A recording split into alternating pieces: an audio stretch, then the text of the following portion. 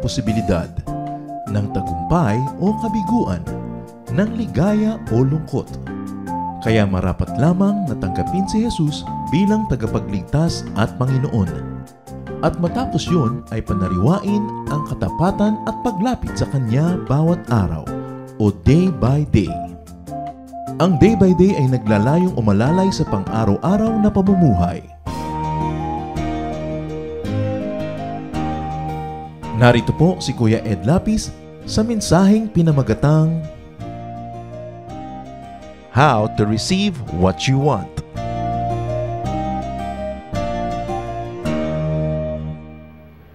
Maraming kailangan ng tao, pero hindi lahat ng kailangan natin at gusto natatanggap. Merong maraming natatanggap, meron konting masyado. How to receive what you want. Napakahalaga na makiunawa natin yung biblical principles so we receive what God likes to give us anyway. Salamat po aming Diyos dahil kayo ay Diyos na mahilig magbigay sa iyong mga anak. Diyos na mapagbigay at Diyos na maraming magagandang ibibigay. Turuan niyo kami na maunawa ang mga prinsipyo ng pagtanggap mula sa inyong mapagpalang kamay. At ngayon, una sa lahat, humihingi kami ng pagpapatawad sa aming mga kasalanan. Linisin niyo po ang aming mga puso, Panginoon. Gawin niyo kaming karapat dapat tumanggap ng pagtuturo mula sa inyo. Not because we are worthy, but because you are gracious and because of your Son, Jesus, that died for us on the cross. Payapain niyo po ang aming loob. Patahimikin niyo po ang aming puso. Palakasin ang aming mga katawan. Pasiglahin kami nang matanggap namin ng buong buo ang pagpapalang nais niyong ipaunawa sa amin. Bless those who might still be on the way. And we pray, Father, that you will quiet our hearts so we will be calm and peaceful enough to hear your voice. Heal, empower, liberate, and strengthen your people. In the name of Jesus we pray. How to receive what you want. Paano nga po ba tayo tanggap ng kailangan natin at gusto na tanggapin mula sa Diyos? Matthew 21:22, if you believe, you will receive whatever you ask for in prayer. Isa sa mga makapangyarihang mga pangungusap sa New Testament, isa sa mga hindi madaling ituro. Kasi maraming mga sasalungat na hindi naman talaga marami kong pinapaniwalaan, ba't di ko natatanggap? Pero dapat maunawa dahil nandun at pangako. So how will you receive what you want? Believe. The mind attuned to God and faith moves mountains and make things happen. Pagka ang isip ay nakasang-ayon sa Diyos, nakaayon, sumusunod, nakalinya, at ito'y may kakambal pang pananalig, may nangyayari. Either by God's unilateral work, pwede namang kumilos ang Diyos na siya lang, kusa lang niya, gusto lang niya, at pagka ang ating isip ay kinalulugdan niya, hindi mahirap sa Diyos na gawin kung ano ang gusto niyang gawin para sa atin. God does not need to be assisted and to be induced and to be convinced to be good and to give us because God gives and God is good. Your faith makes God do it. Parang sino tayo para pakilusin ng Diyos? Pero ganun ang pagpapahalaga ng Diyos sa tao, bagamat hindi naman tayo ganun kahalaga, pero nagiging mahalaga dahil pinapahalagahan niya, na in reaction to our faith, God moves. Kaya mahalaga na naniniwala. Mahalaga na sumasang-ayon. Kahit nga kumisan sa mga gawaing hindi naman kay Lord ng mga gawain, meron agad magsasabi, walang mangungontra. Kasi pag may nangungontra talaga, mahirap magkaroon ng power ang any activity. Kahit yun ay civic activity, kahit yun ay religious activity, pag lagi may nakasalungat, mahirap umasenso. So your faith makes God do it. Or by man's work, energized and empowered by faith. Pag ang tao naniniwala, may nangyayari kasi hindi lang siya naniniwala at hanggang doon na lang, Kasi ang tunay na paniniwala, nag-uudyok sa'yo para may gawin ka. Real faith urges you and pushes you to do something positive about that faith, to act on that faith. Halimbawa, sasakay ka ng bus, may nakalagay na signboard, Quiapo.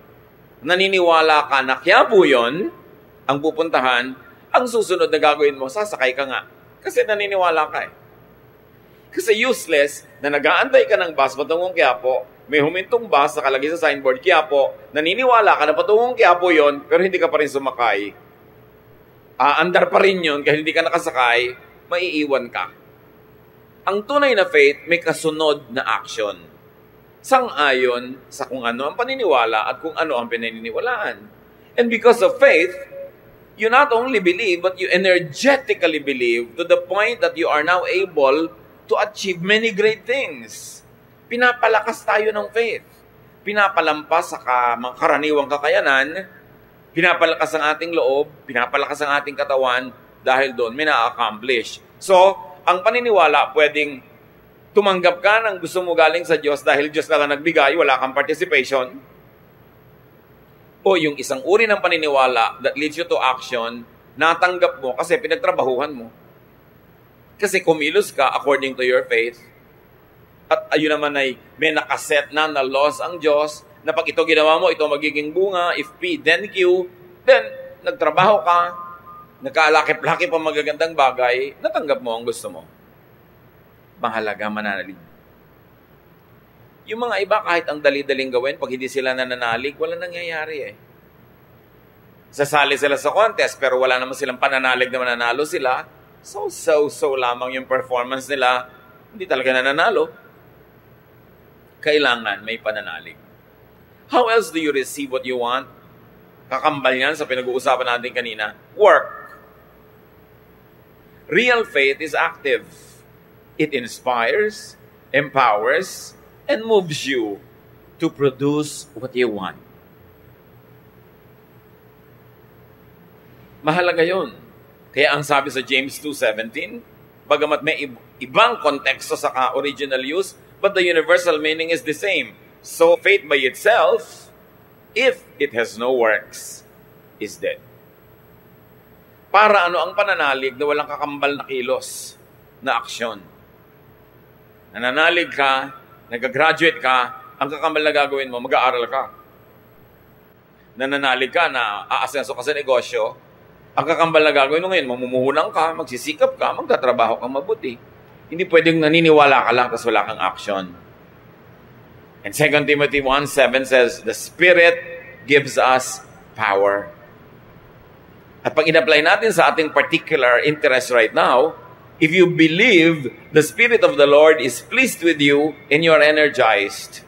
So yung kaya mong gawin, kung hindi ka naniniwalang masyado, nadodoble ang capacity kung talagang naniniwala ka because faith empowers. Maraming na-accomplish ang paniniwala. In the combination of this, God's unilateral action and your own work have ultra-powerful and effective results. How else do you receive what you want? You ask. Matthew 7:7, Jesus speaks here, ask and it will be given to you. Seek and you will find. Knock and the door will be opened to you. Pag humihingi ka, ibibigay sa'yo.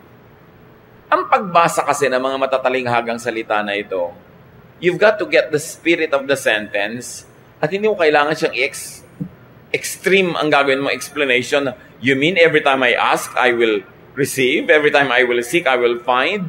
Every time I will knock, the door will be opened? I don't think that's what it means. I believe what Jesus means is this. Well, you want it, you have to ask for it. And if you want it, and you ask for it, and God likes to give it to you, you will get it.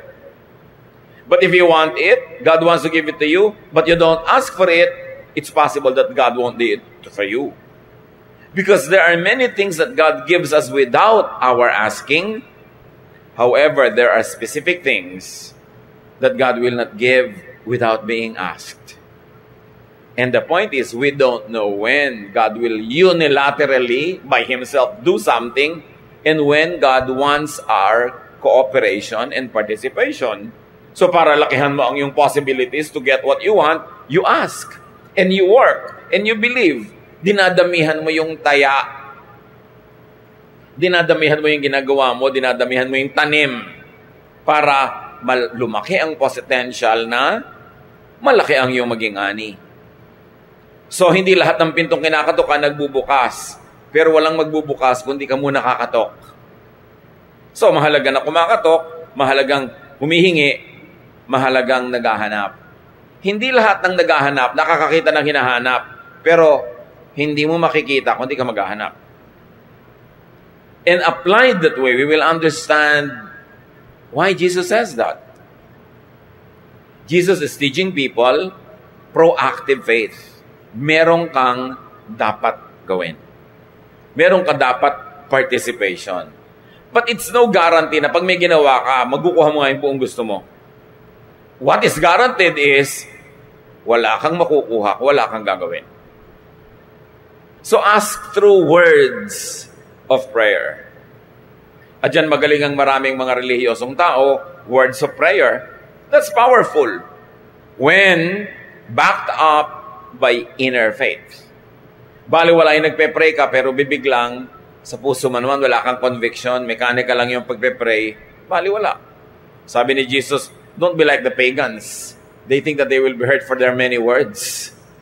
Hindi nadadaan sa dami ng salita yan at paulit-ulit. Kailangan bukal sa puso, taos, totoo. There's another way of asking. Ask through any and every other word that is not technically a prayer word. Pwede ka kasi magsabi na ganito Lord, nawa po ang laki ng maging benta ng tindahan ko today. That is asking through prayerful words. But what happens pagka sinabi mo doon sa katulong mo sa tindahan? Ngumiti-ngiti ka naman, maligo ka para maganda ang itsura natin sa ating mga customer. Hugasan mo ang mga plato para malinis, para ganahan sila. O, kailangan maganda ang presentation natin, kailangan masarap. These are words that are not prayer, right? But they are words that also ask God to bless you. Hindi lahat ng prayer yung merong, this I pray in the name of Jesus, Amen. Nagpe-pray tayo tuwing nagsasalita tayo. At hindi ba sabi kung ano pa nagpe-pray mo, ibibigay sa'yo? So gusto mo pala malaki yung benta mo, nag-pray ka, Lord, lakihan niyo po ang aming benta ngayon. Pero may mga sinasabi ka rin na words that are not technical prayers, but words that are still heard by heaven. Words that can still be blessed by heaven. Kaya pag sinabi mo umagang-umaga, buwisit namang umaga to, sira ng araw ko, prayer yan. Parang sinabi mo sa langit, buwisitin nyo na nga po araw ko, sirain nyo na lahat. And sure enough, mangyayari. Pag sinabi mo yon, masdan mo mangyayari sa buong maghapon, sunod-sunod ang mga kung ano-anong mga mangyayari sa buhay mo. Kaya pwede na mag-pray through words of prayer. Pwede mag-pray to just any word. Halimbawa, sinabi mo, Lord, bigyan niyo po ako ng mga kaibigan. Tapos may nakasalubong ka, sinabi mo, good morning. Yung word na yon, kakambal ng prayer mo. Kasi kakampi yon ng prayer mo na magkaroon ka ng kaibigan. Pero, may nag-good morning kasi hindi mo pinansin. Ano, maganda sa umaga. Pero ang prayer mo kanina, magkaroon ka ng friends. Kinokontra ng words mo, yung prayer mo. At dito tayo hindi mapagbantay, mga kapatid. Mapagbantay tayo sa formal prayer. Lahat ng sinasabi, iniingatan. Pagka-pray, ano mga pinagsasasabi natin? Lord, i-bless niyo po ang aming bansa. Pray tayo ng pray na ganyan sa Luneta, sa Cuneta, sa Quezon Memorial Circle. Puro pray for the nation. Pero araw-araw, sabi, ay, pesting bansa ito. Ay, nakakainis. Ay, only in the Philippines. Ano ba ng klase Pilipinas? Minumura mo yung bansa mo actually araw-araw. Tapos kunwari, nagpe-pray ka, natatalo. Dapat tayo mga Pilipino, mag-pray through our non-prayer words to bless our family, to bless our nation. Pag sinabi mo, alam mo, asawa ko, batugan yan. Prayer yun. Nagkakatotoo. Kasi sinasabi mo, and there is power in the spoken word. Why? Because we were made in God's image. Kahit tayo tao lang, kahit tayo lupa lang, hindi totoo yun. Meron tayong Espiritu ng Diyos na nasa atin. Di ba? God said, let there be light. Nagka-light. God said, let there be vegetation. Nagkaroon. Ikaw, may image ka of God in you. Ibig sabihin, may power of God that is in you. So sabi mo, ay, pesteng buhay to. Nagkakatotoo. Ay, minalas na ang benta ko. Nakita ko mukha mo. Nagkakatotoo. Kaya ang tinuturo sa atin sa Bible, bless, don't curse. Always bless. Kasi yun na matutupad.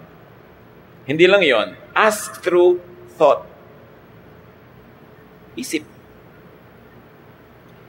Sa palagay niyo ba, may pagkakaiba sa Diyos? Yung prayer na sinabi ng labi at yung prayer na nandito hindi sinabi ng labi, nakarating na rin sa langit yon. That's why you watch your thought. May kaharap ka, sabi mo, good morning, ang ganda-ganda ng damit mo, pero yung thought mong pangit. Kunwari lang, niniwala ka naman. Sabi ng thought mo, nagtutunggali ang inyong mga espiritu, naglalaban kayo. Nararanasan nyo ba yon? Pareho kayong shake hands kayo, sister, good morning, pero yung mga anino nyo talaga nagsusuntukan. Kasi yung thought nyo naglalabanan. At kahit wala siyang sinasabi mo, alam mo, inis siya sa'yo. Kahit wala siya sabihin. At alam din niya, inis ka sa kanya. Kasi spiritual beings tayo, nag-uusap ang mga spirito natin. Kaya merong, hindi naman ako inaano niyan, mabigat ang loob ko sa babaeng yan. Nararamdaman niyo yon? Kasi yung mga espiritu niyo nagtutunggali. Ganon din sa prayer, mga kapatid. Ang thought natin ay prayer. Pag sa halimbawa, yung thought mo puro, sana madapa ito, sana mapahiya siya, sana magkasakit siya. Sa palagay niyo, i-bless kayo ng langit with such negative prayers? Pag akyat ng prayer niyo sa langit, tatalbog, baka sa inyo pa ulit bumalik. Kaya sabi, whatever you wish that people would do to you, do to them. Whatever you wish that people would pray for you or think for you, think and pray for them that way. Ikaw din ang aani ng iyong tinatanim. Kaya gusto mong umasenso, paasensuhin mo ang pag-iisip. So ask God through thought. And ask God through body language. Lord, palakasin niyo po ang aking katawan. Pero ang kinakain mo, puro hindi dapat kanin. Ang tamad-tamad mo mag-exercise. Anong lakas ng katawan na inaasahan mo kahit natambakan mo yan na in Jesus' name, I bless myself. Tapos pulo cholesterol ang kinakain mo, your body language is a prayer. No wonder, maraming tao, lito, hati. Kasi magkakaiba yung formal prayer sa thought life at sa body language. Ang gusto ng Diyos, one, unified self. Hindi hati ang loob. Kaya mahalaga, madisiplina natin para ng pag-iisip natin at pagsasalita. Mark 11:24, therefore I tell you, whatever you ask for in prayer, believe that you received it, and it will be yours. Let's operationalize that. Ang prayer mo na hindi word of prayer, kundi thought and action, itong asawa ko na to, mga ngaliwa ito eh. Wala akong tiwala talaga dito. Yun ang thought mo. Prayer mo yun. Sabi, believe that you have received it, and it will be yours. Hindi naman ako tutulungan nitong boss ko na to. Galit siguro sa akin tong kapwa ko manggagawa na to. Yung mga ganong thought, prayer yon. Sa palagay nyo, may pagkakaiba sa langit yung Lord, this we ask in Jesus' name, na may tag sa dulo, at yung iba nating iniisip. Kaya, sinabi sa Bible, pray without ceasing. Sabi mo, paano kaya ako magpe-pray without ceasing? Ibig sabihin, amen, amen, amen, amen, hallelujah, hallelujah, non-stop? No! Ang thought mo, ang action mo, ang prayer mo, ang non-prayer mo, ang lahat ng ginagawa mo, ang body language mo, ay prayer. So, choir ka, member, instrumentalist, singer. Lord, i-bless you po ang aking pagtugtog na maging maganda. Anong body language mo? Nag-ensayo ka ba? Kakanta po ako, mabless ang mga tao. Minimorya mo ba kanta mo? What is your body doing? Ang prayer ng salita mo, ng bibig mo, maging blessing ka, pero yung action mo, hindi. Tatamad-tamad ka mag-ensayo. Sa palagay mo, sabi, believe that you receive it and you will get it. Pag na-discipline natin ang pag-iisip, na pag-isa-isa natin yung pag-iisip, pagsasalita na non-formal prayer at formal prayer, magiging buo ka. At sabi, hindi nagbibigay ang Diyos sa mga taong hati ang loob. Ayaw niya nung parang sinisiklot-siklot ng alon na lagi nagdadalawang loob. Kailangan solid. Complete prayer involves verbal, non-verbal words, and lifestyle prayer. Kaya pwedeng mag-pray without ceasing. Yung Lord, palusugin mo po ako. Ano yung paulit-ulitin mo? Lord, palusugin niyo ako. Lord, palusugin niyo ako. Yun yung mantra ng mga Hare Krishna. Inuulit-ulit nila para may points. Pero yung Lord, palusugin niyo po ako, sabi ng words mo. Tapos ang katawan mo, naglilinis ka ng katawan mo. Tapos kumakain ka ng tama.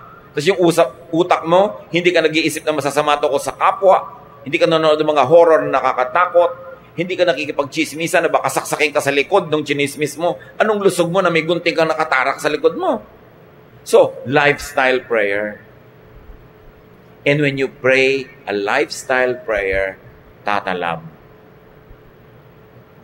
Yung iba ang haba-haba magdasal, 3 oras. Kulang na lang magtumbling, gumulong. Pero ang pagkatapos na mag-pray, ang buhay na ipinapamuhay, kabaligtaran ng sinasabi, kaya wala lang nangyayari. James 4:2-3, you want something but don't get it. You kill and you covet, but you cannot have what you want. You quarrel and fight. You do not have because you do not ask God. When you ask, you do not receive because you ask with wrong motives, that you may spend what you get on your pleasures. You see, ang linaw, sabi, ask and it will be given you. You do not have because you do not ask. Kasi mo, hindi totoo yan. Ask nga ako ng ask. Paulit-ulit nga ako nagpe-pray. Yes, yung formal prayer mo. Pero yung thought prayer mo ba, asking for the same thing. Yung bang non-verbal prayer mo, yung lifestyle prayer, yung body language, is it asking for the same thing that your formal prayer is asking for? Kaya iba nagtataka sa verse na to, ano naman totoo dyan? That when you ask, you will get it. Ask nga ako ng ask, why don't I get? Pero baka naman sa formal prayer ka lang nag-ask. Baka ang totoo, hinihingi mo magic. Kasi pag ang prayer mo, Lord, paasensuhin niyo po ako, may gagawin ka. Pero pag wala kang ginawa, pray ka lang ng pray, magic ang hinihingi mo. Hindi prayer yon. You've got to understand the mechanics of prayer. Because it is the most powerful force in creation. How to really pray. Now, according to what we have read, what ways are there that don't receive from God? Ways that don't receive from God, coveting. Humihingi ka lang dahil naiinggit ka na meron noon yung kapwa mo. Naghahangad ka lang na magkaroon ka rin. Gusto mo siguro makipag-contest, gusto mo siyang madaig. Whatever it is, may huwag kang umasa bibigayan sa'yo. O kaya humihingi ka, you receive from God, because you are killing, quarreling, and fighting. May hinihingi ka sa Diyos na mana, galing sa magulang, pero ang body language mo, nakikipag-away ka sa kapatid mo, na magmamana rin, nakikipag-gyera ka, nakikipagpatayan ka, do you think you will get it? No. And if you technically got it, may wala doon na hindi sasama sa'yo yung peace, yung blessing, yung joy. Nakuha mo lang, pero actually hubad, shell lang, kasi walang kasamang blessing dahil inagaw mo lang. Another way that doesn't receive from God is not asking God. Now, dalawa yan, ha? It is not asking You just get it on your own? When you try to get something from God against God's methods, it means you are not asking God for it. You are getting it on your own. Sa sarili mong paraan, dahil alam mo, kung susundin mo ang paraan ng Diyos, hindi mo makukuha, gagawa ka ng ibang paraan, under the table, evil way, you are not asking God. You are trying to get it yourself, your own way. And sabi, don't expect that you will get it. You do not get because you do not ask God. Ngayon, may nag-a-ask naman, but they are not asking God. They are asking Satan. They are asking somebody else. Kasabi niya, yung nga ganyang method, walang mangyayari. And another way that doesn't receive from God is asking, but with wrong motives. Sabi nga ni Solomon, napansin niyo ba? Maraming ambisyon dahil lang inggit sa katabi, sa kapwa. Hindi ambisyong gumaling na maging doktor, ang ambisyon maging mas magaling para may mahigitan. Hindi ambisyon lang na guminhawa sa buhay, ang ambisyon maging mas mayaman at makipaghiganti sa mga dating kamag-anak na nagmaliit sa'yo. Mga wrong motives. Hindi ba yung Lord, pag ginawahan niyo po kami para guminhawa kami? Hindi. Para makita nila na may nangyari sa buhay ko. Mga ganyang klaseng paraan. Sabi ganun, this is not in accordance with God's mind. Don't expect that God will give it to you. Ito ngayon ang mga mapanganib. Sabi mo, anong God will not give it to me? Nasa akin na nga. Sino nagbigay sa iyo? Nakakatakot lalo yan. Hindi pala Diyos ang nagbigay. Iba yung method na ginawa mo, hindi method ng Diyos. It was not God you asked. Whom did you ask? Sabi, it is important for you. What does it profit a man to gain the whole world and lose his soul? Kailangan kung may natatanggap tayo, galing sa Diyos. Sa pamamaraang maka-Diyos. Sa Diyos hinihingi. Hindi ka humihingi sa kaaway.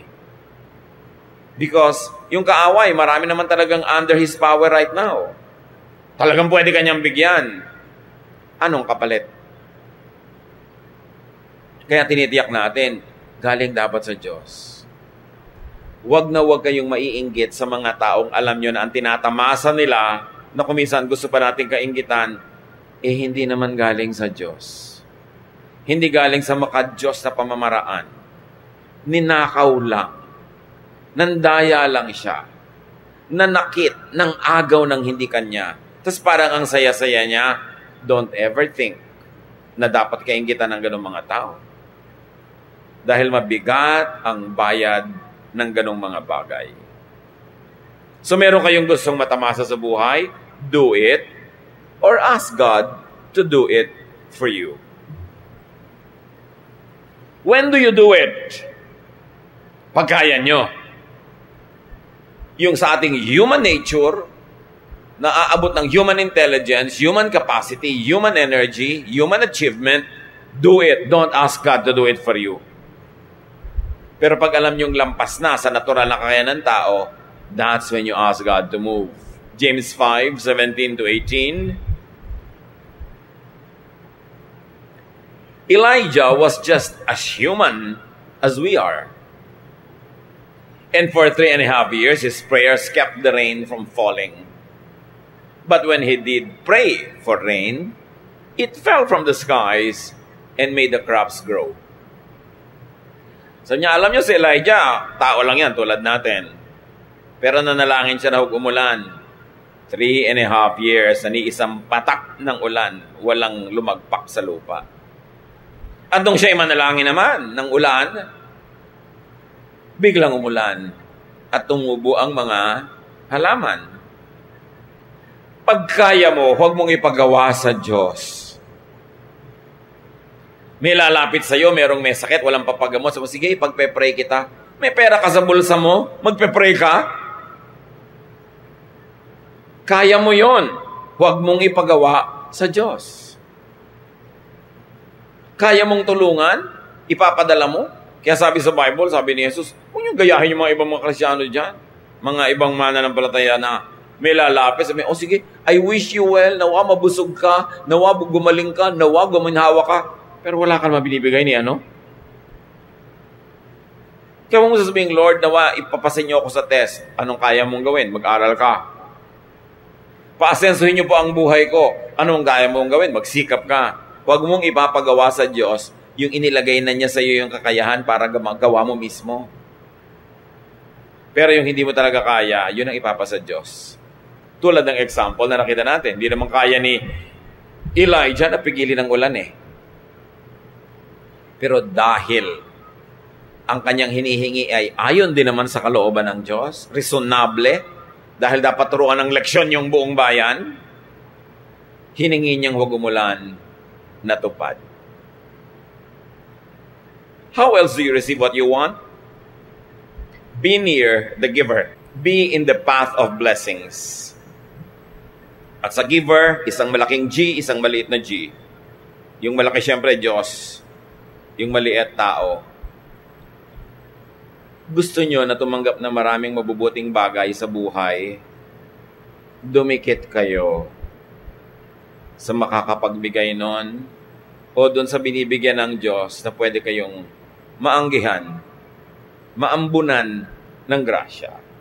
Hindi man kayo yung gustong pagpalain, kadikit kayo sa pinagpapala, napagpapala na rin kayo. Kaya ang sinasabi sa Bible, choose your companions. Bad company destroys morals. And not only that, yung parusa para sa bad, nadadamay ka kung nakadikit ka. Lalo asawa ka, anak ka, magulang ka nang gumagawa ng mali. So wala naman akong ginagawang mali, ba't ako nadadamay? Kadikit ka eh. Pero marami rin tayong blessing kung tayo ay malapit doon sa nabe-bless. Tulad na napakarami mga gutom, nandun kasi si Jesus, hindi sila nanatiling gutom na matagal.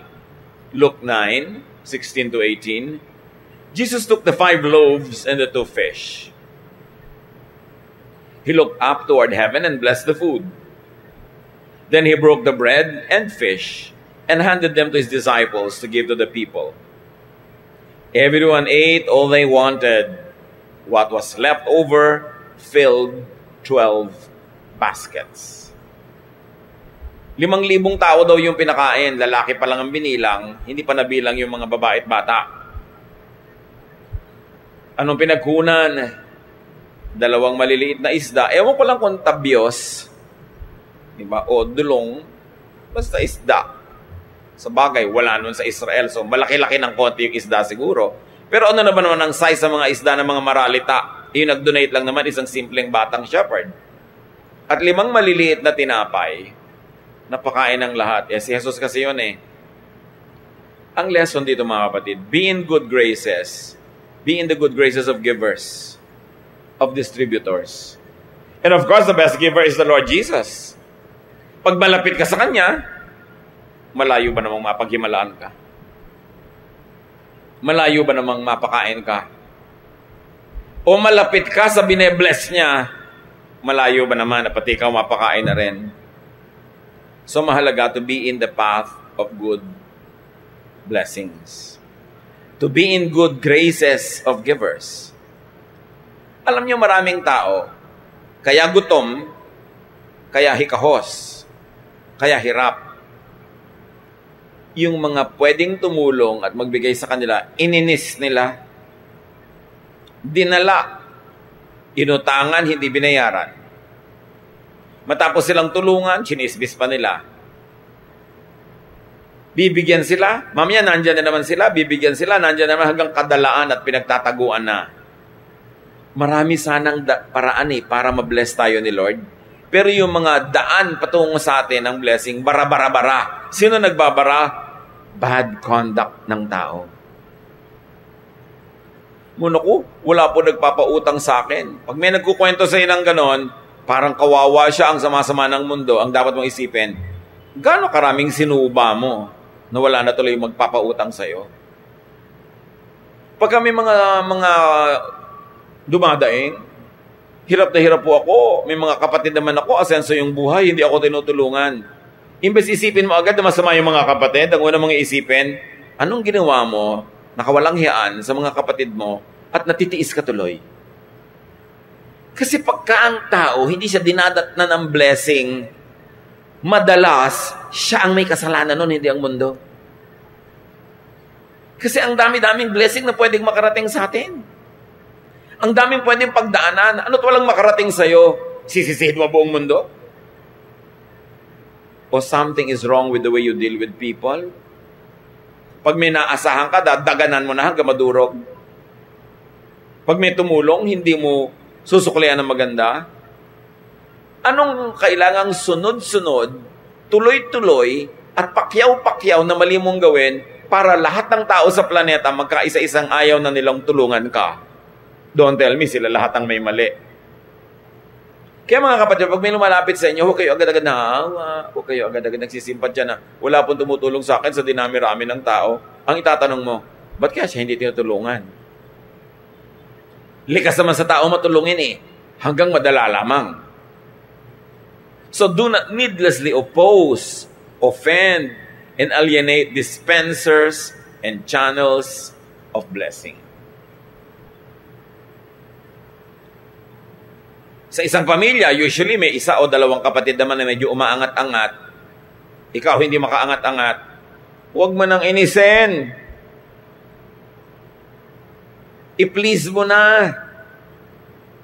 Huwag ka nang makipagtalo, makipagyabangan. Dahil ikaw din ang kawawa pagka hindi ka tinulungan. Lumagay ka sa lugar. Merong sobrang mayaman o makapangyarihan, magdahan-dahan ka bago mo banggain. Kasi baka kailanganin mong tulong niya. O kaya gamitin niya yung yaman niya at lakas niya para durugin ka. Mag-isip-isip ang tao. Ecclesiastes 10:20. Don't even think about cursing the king. Don't curse the rich. Not even in secret. A little bird might hear and tell everything. Empleyado ka, chinichismis mo yung amo mo sa kapwa mo empleyado. Next week may memo ka, nalipat ka sa branch nyo sa Spratly Islands. Huwag ka magtaka. Bumabangga ka sa pader eh. Di ba? Babanggain mo yung amo mo. Ang daming mga mayayabang na tao, no? Empleyado ka, binabangga mo yung amo mo dahil tinitiisip mo mali siya. Sa mali siya at sa tama siya, she has the gold. And you know, the golden rule. Whoever has the gold, rules. Babangga ka, ipagpipilitan mo yung alam mo. Mamaya, ikaw natanggal sa trabaho. Sino ngayon ang gutom? Di ikaw. Dapat marunong ka makibagay, makiayon. Lumagay ka sa tama mong lugar. Kasi wala kang kapangyarihan. At kahit may kapangyarihan ka pa, ba't mo naman uubusin sa pakipagbakbakan sa iba? Pareho kayong pagod pagkatapos, pareho kayong lugi. Dapat ang tao, you live peaceable lives. Diplomatic ka. Pinipilit mong huwag may magalit sa'yo. Mga kapatid, tatandaan nyo to. Hanggat maaari, huwag kayong manggagalit ng sino man. Kahit sabihin mo, nobody naman siya, mababa ang ranggo, kaya ka rin yan saksakin ng ice pick sa tenga.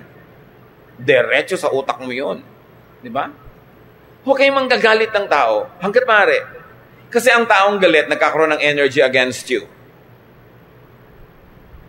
Pero kahit may sama ng loob sa yung tao, kung hindi naman galit, hindi dadami yung energy niya to the point na maipon yun na kaya kanya at gusto kanyang saktan. May mga tao na kahit saan na lang mapunta, may nakakaaway. Bakit ka mga away? Ba't ka makikipag-away? Kasi lahat ng mga makakaaway mo, lahat ng kapangyarihan nun, gagamitin laban sa'yo. Tapos eto ngayon, nag-a-apply ka sa trabaho. Siya pala yung clerk doon. Nag-aayos sa mga application form. Nung nakita yung sa'yo, tinapon na sa basurahan. Ikaw naman, abang ka ng abang ng call. Wala nang tatawag sa'yo. Kasi may nainis kang clerk. Hindi naman mahirap isipin yung mga ganyan sa buhay. Maraming blessing hindi dumadating kasi ang body language mo, ayan na naman tayo, di ba? Sinasabi ng body language mo, ayokong magkaroon ng trabaho. Kasi nangiinis ka ng tao, hindi mo alam, later sila pala may kapangyarihan kung makaka-apply ka or not. Pero ang body language mo, nangiinis ka, Pero ang prayer mo, Lord, bigyan niyo po akong trabaho. Pero may natatapak sa'yo, inirapan mo. May nakasundot sa'yo ng payong, hinampas mo. Tapos biglang nagkita kayo, siya pala yung mag-i-interview sa'yo. Tapos ka na. Don't even think about cursing the king. Hindi lang yung king na may corona dito. Lahat ng tao, hari, even for just a few minutes, sa isang sulok ng mundo. At kung nagkataong nandun ka at kailangan mo yung tulong niya, siya yung hari, walang mangyayari sa'yo. Huwag palaaway. Huwag nakakainis. Be likable. One, because you're godly. And even if you are not godly, be likable because you are wise. Because when you are liked, people help you. And we all need help to get off. To start off. Sabi nga nila, we all need help at the beginning and at the end. And people help those that they like. Kahit sabihin mo pa na self-sufficient ka ngayon, may kaya ka ngayon, malakas ka ngayon, lagi bang ganyan yon? Yung mga magulang na malalakas, may kapangyarihang kumita ng pera, hindi gamitin yung kapangyarihan at yung tanghaling tapat ng lakas ng buhay nila para mahalin yung mga anak. Ang nakatanim sa puso ng anak, sama ng loob sa magulang. Yung pagdineglect ng magulang, pagpapabaya sa kanila, pagtanda mo, aalagaan ka kaya nila. At alagaan ka man, minimum na lang, wala nung dagdag na mga palabok at pampasarap dahil hindi ka naman mahal eh. So sinayang mo yung pagkakataon na yung mga anak mo, dependent sa'yo, walang ibang pwedeng asahan, mga inosente sa buhay, pinalampas mo, hindi mo tinaniman ang lahat ng mabubuting bagay. At pag naglakihan na sila na hindi mo na pwedeng taniman at baka wala ka na rin namang maitanim kahit gusto mo, doon ka ngayon nangangailangan ng ani. Paano ka? So kung ang prayer mo, Lord, nawa pagtanda ko o kung mga ilangan ako, mahalin ako ng anak mo. Ano yung body language mo ngayon sa anak mo? Iba yung prayer, iba yung body language. Ganon din sa asawa. Ang laki-laki ng pera mo, hindi yung asawa mo i-treat mo. Kung sino-sinong ipapasyal mo sa Boracay. Pagka naman dumuso ka ng dugo at nagkasakit ka, balik-balik ka sa asawa mo.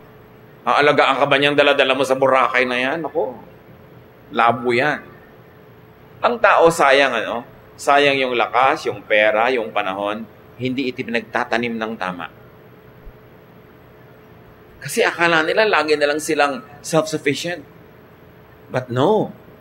Darating at darating yung panahon na mabubuhay ka lang dahil sa awa ng kapwa. Kaawaan ka ba? Kaawaan ka kaya? Nung ikaw ba ang may kakaya ng maawa ay naawa ka? So yung prayer, hindi lang salita. Gawa, isip. Pag naglakip-lakip, natutupad. Don't make enemies.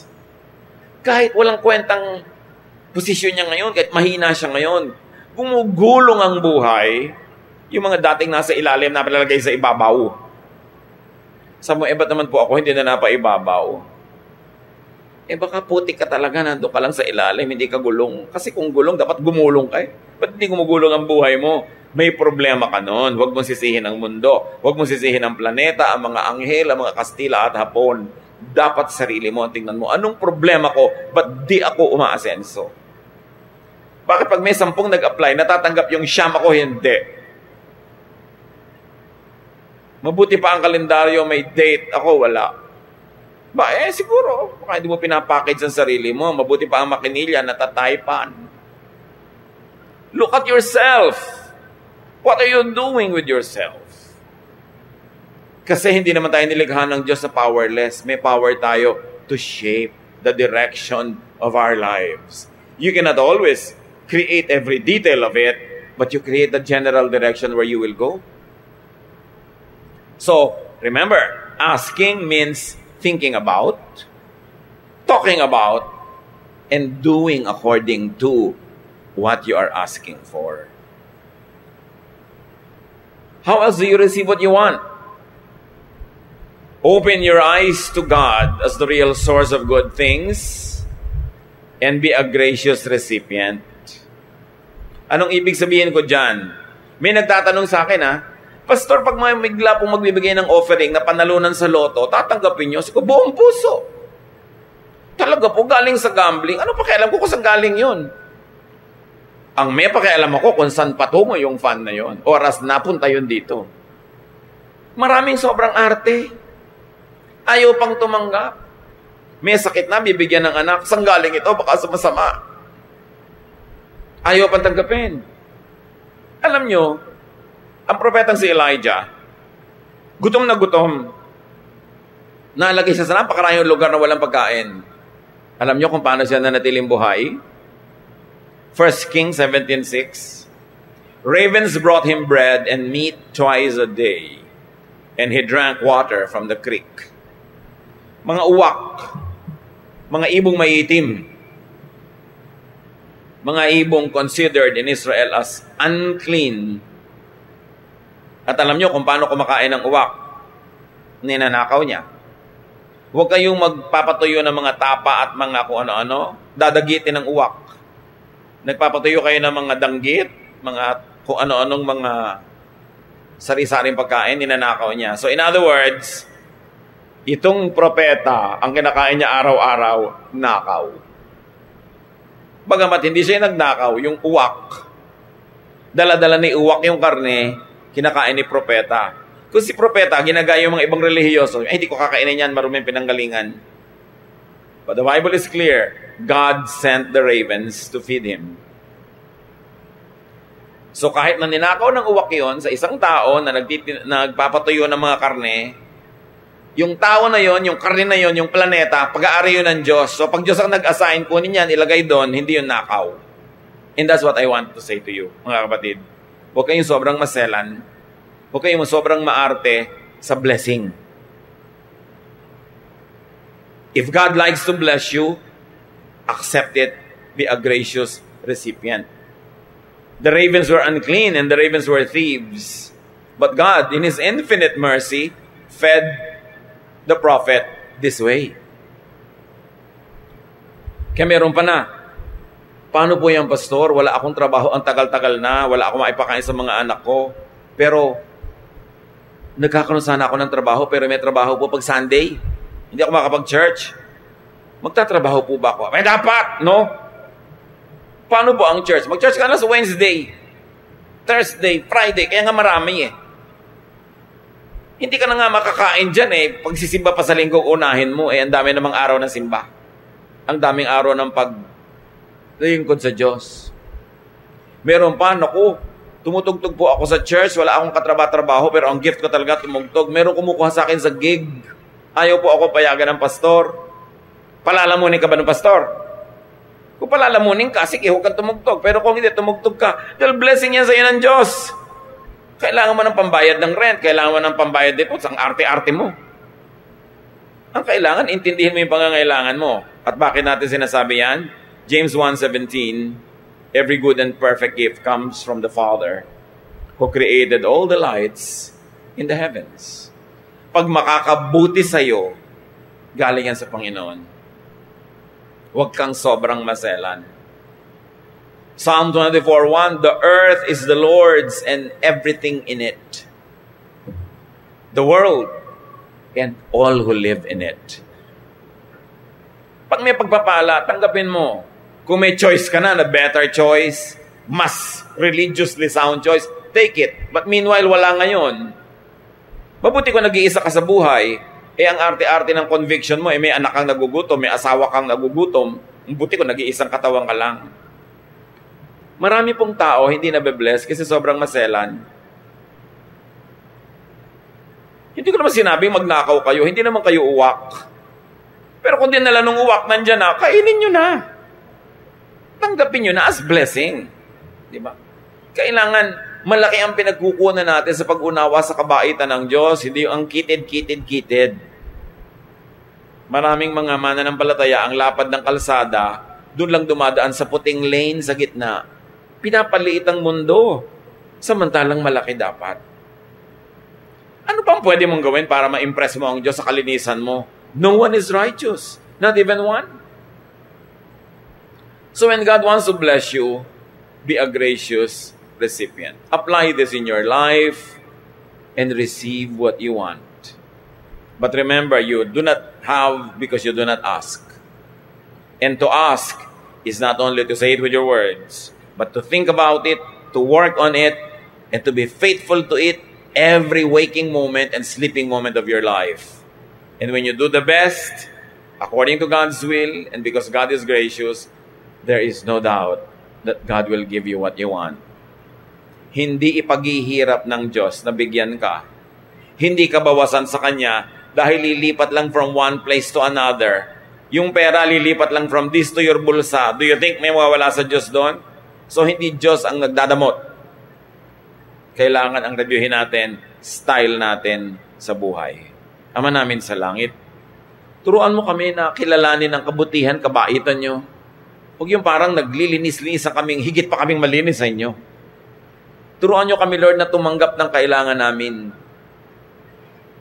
Makilala ang iba't ibang panahon ng buhay na mayroong emergency, may time of plenty, may time of urgent needs. Maka-adjust kami doon. Huwag namin gamitin ang pananalig namin para paliitin ang aming mga options, pakitirin ang aming mundo, at maghirap at magutom kami, pati mga umaasa sa amin. Kundi makalaya kami because the earth is the Lord's and everything in it. Teach us to be gracious, thankful, productive recipients. Pagbulay-bulayan pa natin ito at ang mga kahulugan nito sa ating pang-araw-araw na buhay.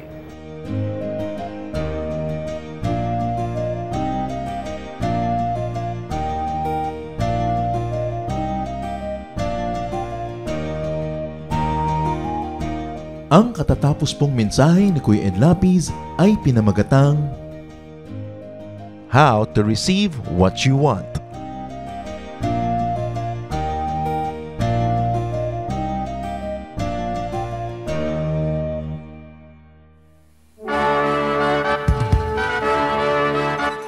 Halina't sama-samang sumamba at magdiwang sa Day by Day Jesus Celebration kasama si Kuya Ed Lapiz. Bulwagan ng Panginoon, PICC, one Sunday a month, Philippine International Convention Center, Rojas Boulevard, Pasay City. All other Sundays, sa mga day-by-day mini-bulwagan ang pagtitipon. Para sa buwan ng Enero, gaganapin ito sa January 19, 2025. 8 a.m. ang First Jesus Celebration, 10 a.m. naman ang Second Jesus Celebration. Para sa iba pang detalye, bisitahin ang ating official Facebook page, Day by Day Friends.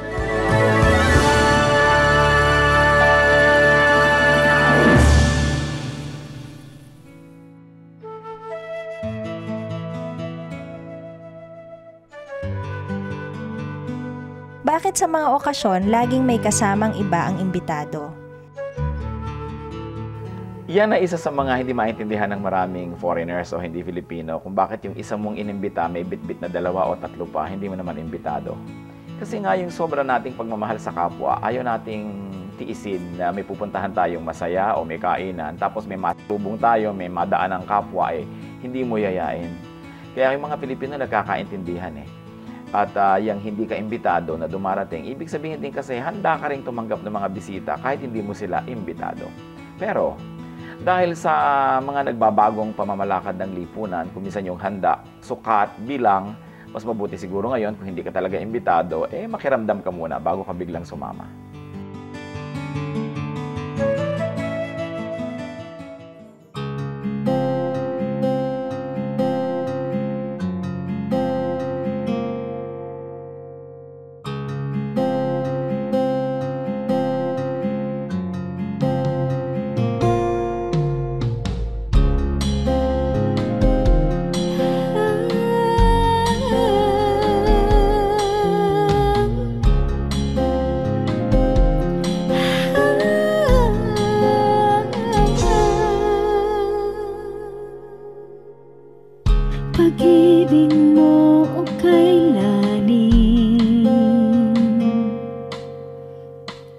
Sukat man lumayo'y mahal pa rin. Liparin ko man ang dulong ng langit, sa piling mo pa rin magbabalik.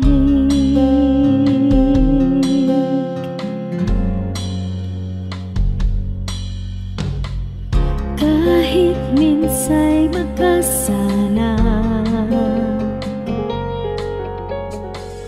bakit tinuturing pa rin danan? O Jesus, kayo nag-alay ng buhay. Katwiran niyong aking tinataklan.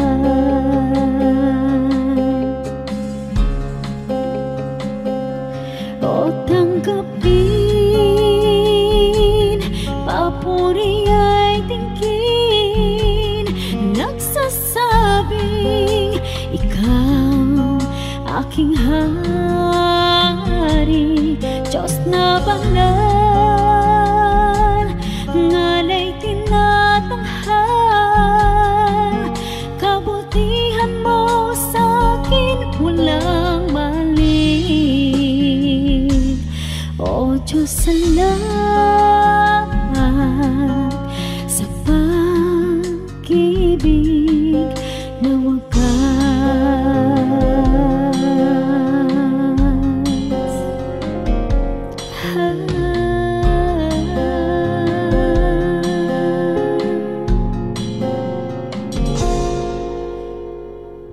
Lagi laman itong isip, ngalan ko sa palad mo inukit. Walang sino mang maaring magwala. Kaligtasang ikaw ang naglikha.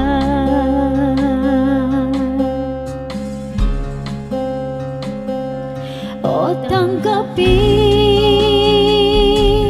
papuri ay tingkin, nagsasabing ikaw aking hari, Diyos na banal,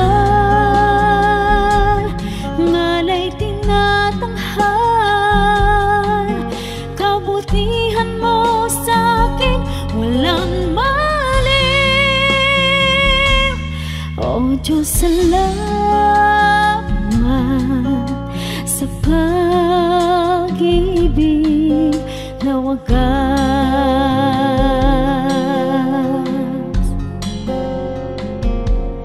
O tanggapin, papuri ay tingkin, nagsasabing ikaw aking hari, Diyos na banal, ngalay tinatanghal. Kabutihan mo sa'kin walang mali. O Diyos, salamat sa pag-ibig na wagas.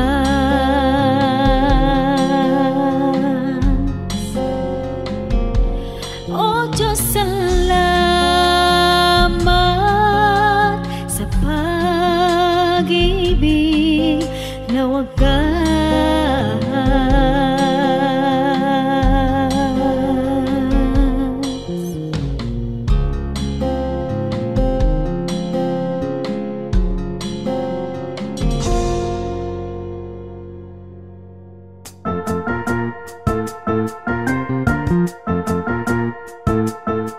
Oras na po para pansamantalang magpaalam ang programang Day by Day. Tayo po'y magsama-sama tuwing ika-6 hanggang ika-7 ng umaga, araw-araw. Magandang umaga po at mabuhay ang Panginoong Hesus!